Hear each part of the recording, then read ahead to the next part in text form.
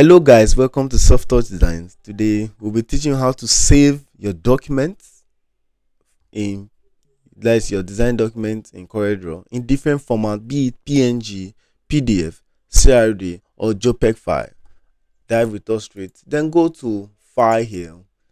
This is File. Click on Save As. On this Save As button, you can see from Save As type file here, you see CRD, and then change your file name. Let's say sweet potato.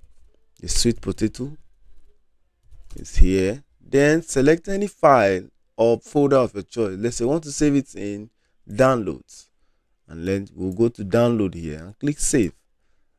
Then if let's say you want to save it to PDF, then we'll say PDF file. Come to PDF here. You see publish to PDF. Click on it. The PDF file is there.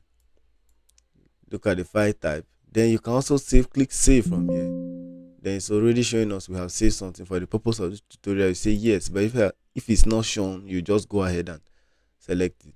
Then you want to save as PNG, then you go to the save as button, click on save as here, then click on correct file here. Then you see different options. These options here are also different. You can save as Adobe Illustrator. You can save as the PDF file. That was another different way we use the PDF. Then scalable vector graphics. There are different formats you can select from here. Then the PNG file.